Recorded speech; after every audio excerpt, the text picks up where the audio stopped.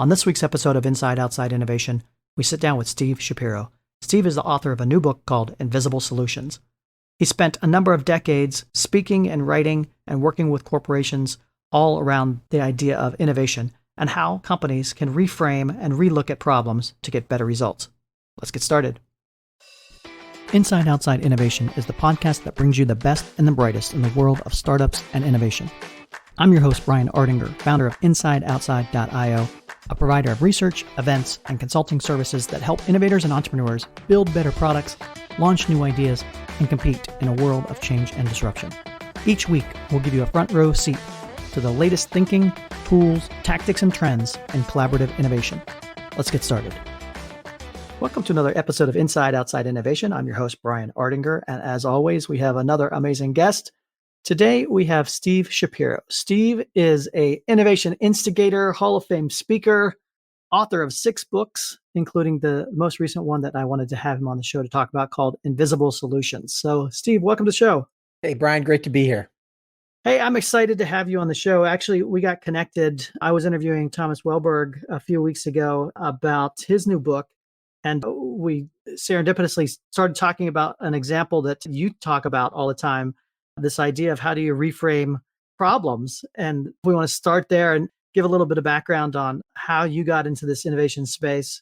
Sure. So I started off life, and I guess I still am a bit of a nerd.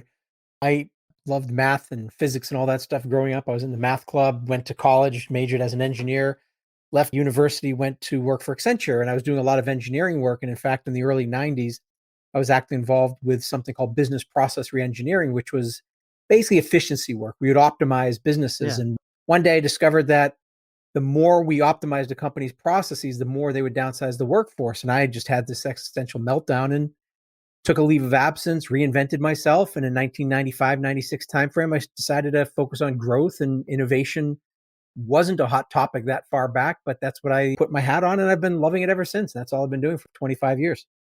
And you had the great opportunity to see the evolution of innovation, specifically in the corporate environment, and how companies look at innovation, how they treat it, how they execute on it.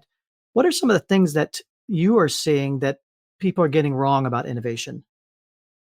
Well, it's been interesting. Like you said, having been in it for 25 years, I've seen the evolution. It started off as basically R&D, and then it started sort of in the early 2000s, 2003, 2004. It started to gain some traction in terms of it being a company-wide and enterprise-wide endeavor rather than just sort of this little group. But I think the thing which I've seen most organizations get wrong is they collapse innovation with creativity, and they believe that quantity of ideas will drive value for the organization. And from my experience, you might get there eventually, but it's an extremely expensive and slow way to go about it. So that to me is the biggest mistake, is a focus on ideas and quantity rather than focus on questions, problems, opportunities, and solutions that drive the greatest level of value. Yeah, it's an interesting topic because you talk to corporations that are spinning up innovation labs, and they're putting maybe 5 or 10 ideas in a year, hoping that one of those 5 or 10 will end up being Uber or whatever the next thing is, and not realizing that like the startup ecosystem alone is putting out thousands of these types of ideas, and an Uber or Twitter or whatever comes out of those thousands of ideas. And it's very hard for any one organization to have that lead flow or deal flow in such a way to have enough of that throughput really to make that happen. If it's not about ideas, or if it's not just about ideas, you have to have the idea and you execute on it. What are some of the things that corporations should be thinking about when they start thinking about innovation? I think it comes down to, instead of focusing on the solution, it's focusing on the question. The thing that I found is, paradoxically, the more we try to focus on the end game, the goal, the solution, the less likely we are to find good ones. And so what I always tell my clients to do is, anytime they're chasing ideas, chasing opportunities, just push the pause button for a moment. Just say, what are we really trying to achieve here? What's the problem we're trying to solve? What's the opportunity that we're trying to take advantage of? And is there a better way to ask the question that will get us a completely different result? Sometimes it's that simple, but it's recognizing that having the answers isn't the answer. It really is about the question. The problem, I think, a lot of times is leaders feel like they have to have the answers. And I think that's actually not good leadership. A good leader is somebody who asks questions, which gets the rest of the organization to ask better questions. And when you have an organization that's actually thinking about it from the perspective of what creates the greatest value and is there a different way we can do it, we now get much greater throughput than we would otherwise. And that whole fear of failure, it makes sense from the standpoint of corporations and organizations that have figured out a business model that works. The idea of killing that business model or failing at that business model is quite scary. But yet, if you're going to create something new that is uncertain and unknowable, you're going to have to go through some failures to figure out that and navigate that particular process. Yeah. And here's an interesting thing. I just want to build on something you said earlier is I'm not sure that large corporations should be doing a lot of radical innovation. Because if you think about the way markets work, I mean, we Yeah. will talk about an Uber or a Lyft as sort of this breakthrough innovation. But the reality is, if you think about the number of companies, small startup companies that are trying new business models and new technologies and fail, the success rate is extremely small. So to assume that a company is going to have a high likelihood of success is a high level of egotism in some respects. If you focus on what the real opportunity is, then you can put a separation between the opportunity and the solution. And it doesn't mean you as an organization need to find the solution. It doesn't even mean you need to invest in developing it. You could use open innovation and crowdsourcing to buy a solution elsewhere. You could do tech scouting. You could partner. You could buy another company, or you could license technology from another company. But when you put that pause between the opportunity, question, challenge, whatever you want to call it, and the solution, it now opens up the range of possible opportunities. Right. And clearly defining what innovation means to you and your company and how does that play out in your execution of those ideas across those horizons. It's interesting. And my definition of innovation is very simple. It's relevance.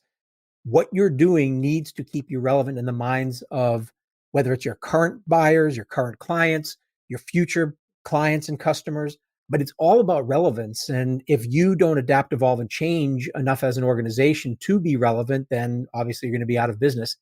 Innovation isn't about novelty. It's not about creativity. It's not about quantity. It is about adaptability and relevance. The pace of change is accelerating. Business as usual is not an option. In fact, the only thing we know for sure is that uncertainty is the new normal. Well, it's time to reset, to reshape, to remix yourself and your organization for a new world. Ever wish you could quickly engage and interact with the new innovators, the people and the companies who could help you navigate what's coming next? Well, now's your chance. If you're a leader, creator, innovator, or entrepreneur, join us October 20th through 22nd for I/O 2020, the New Innovators Summit. I/O 2020 will bring you over 20 keynotes and interactive sessions, one-on-one networking, and an innovator showcase featuring over 200 companies, some of whom will compete for over $50,000 in grants, prizes, and in-kind services. If you're a startup looking to showcase your innovation, a pioneering enterprise looking to accelerate your learning, or an innovation leader looking to hone your skills and network, you don't want to miss this one-of-a-kind virtual event. Check out io2020.live and reserve your spot today. You talk about this in the book a little bit. It's almost like a process of unlearning that you have to go through.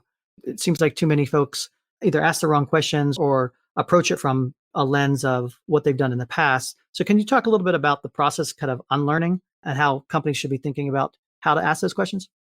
One of my beliefs is that expertise is the enemy of many forms of innovation, not all innovation.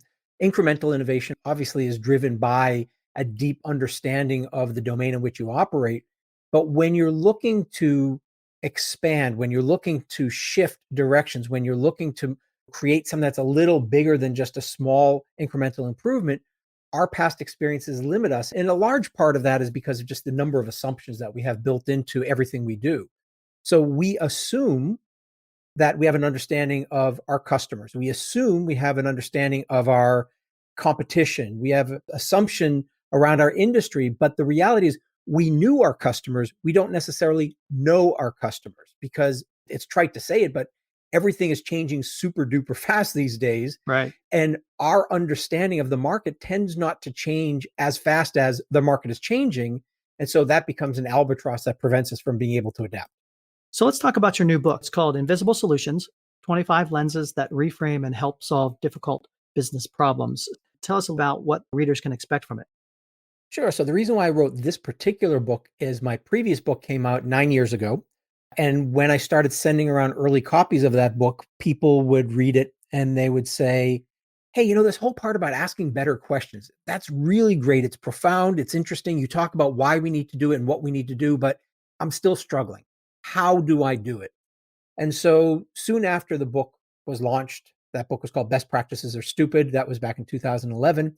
I started working on this collection of what I call lenses. And lenses are nothing more than different ways to look at a problem statement. It's not necessarily designed to find solutions, but rather to reframe the original problem as a way of finding potentially different solutions. And so I just started cataloging these for about a decade. And one day I thought, okay, it's time to write another book. And I had 10 years of using these lenses with companies and seeing incredible breakthroughs with them. And so I decided just to package it up. And the book is really heavily focused on the tool aspect. So it's a very much a how book rather than sort of a why or a what book. That was really my goal. Talk a little bit about some of those lenses. I know you break them down into 5 categories as far as reducing abstraction, increasing abstraction, zeroing in on the problem. Can you talk a little bit about some of the key lenses and maybe some examples of how they're used? Sure. I think they're all useful in different situations. A good one, first thing is I think when we're asking questions, when we're thinking about the problems we want to solve, either it's implicit in the problem we're trying to solve. So, like a suggestion box. Hey, give us your suggestions. Well, the implicit question is, how do I improve the business? Well, that's a big, broad, abstract question. And one of the things we know is if we ask those big, broad, abstract questions, on average, 99.9% of the ideas that are submitted will either be bad ideas or they're low value ideas or they're ideas that the organization decides not to move forward with. And so it just wastes so much energy. Hmm. So the reduce abstraction lenses are the ones that take something like that, like how can we increase revenues, which might be big, broad, abstract question. And one of the lenses is the leverage lens. And the leverage lens just says, what's the one factor that will have the greatest impact? Like if we could only focus on one part of this, what would give us the greatest result? So if you're trying to focus on revenues, maybe the greatest leverage is particular customers. Instead of trying to be the best for every customer, let's figure out who our best, most profitable, valuable customers are and really up our game for them. Or it might be geographies. Maybe there's certain geographies where we really excel and we'll get leverage there. So that's just one of the lenses. And it really depends on the nature of the question. But I find that the 25 lenses really do apply to almost any problem with a little bit of creativity. Do you recommend somebody in an organization systematically going through those lenses and using those lenses on a regular basis when they encounter every core problem, or how should one execute on that? I think there's a lot of different ways that I've seen companies do it. I mean, sometimes it really is as simple as here's a project we're working on. Let's just put it on hold for a moment. And let's just ask, what's the underlying problem we're trying to solve with this project? And then let's take a half hour. I'm not talking about days or months. I'm talking about a half hour just applying some of the lenses. And what we've seen is in 15 minutes, 20 minutes, 30 minutes, just going through the lenses, somebody's going to have a light bulb, especially when you do it as a group of people. Hmm. When they're having that conversation, a light bulb will go off and they'll realize, whoa, we were moving quickly down the wrong path. We can move in a different direction and get a better result with less.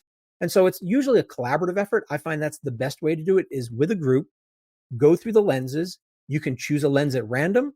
You can divide and conquer and then come back together. But it's not intended to be a long, laborious process. And then what will happen is after a period of time, after you do it, you now start to remember the lenses. If somebody asks me a problem statement, I can usually give you 20 reframes of that problem without having to whip out the lenses. Can you give us an example of companies that have used this or some case studies that you've seen? Sure. I remember working with a big consumer goods company. And one of the things that we were looking at was how they were structuring their IT department. And we just started to look at it. And what we realized was is that they were handling everything for almost like the worst case scenario. So every process was overly complicated. And so we use the variations lens, which says, okay, like instead of designing for the exception, let's design to handle the exceptions, even if it takes a lot longer for the exceptions, but let's design for the most likely cases. And we'll have a variety of different strategies depending on the situation. And just by using that technique, they were able to improve throughput by 60% while reducing the number of people it took to do the work. So it's really this mindset that let's figure out what really we need to be focused on, what's going to give us the greatest value. So like the reduce lens is one which I really like, because a lot of times when we're talking about innovation, we're always talking about what can we add? What features should we put into our product? If we're working on technology, what do we do to make it more sophisticated? But the reduce lens comes from the perspective of sometimes simplification is the best innovation. What can we do to remove, just even explicitly asking that question is, what can we remove to make it a better product?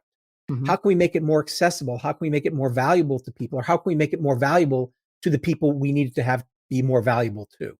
We are living in some disruptive times. Over the last 12 to 14 weeks, the world has shifted dramatically. And I now think a lot of folks have understood that what disruption really does mean.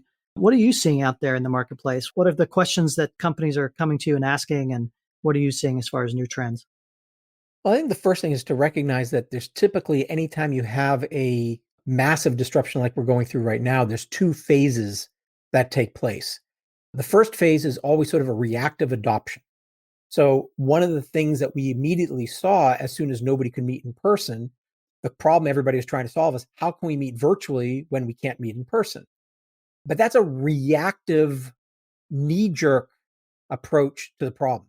It's why Zoom's Mhm. market cap tripled in just a few months, because everybody went onto Zoom.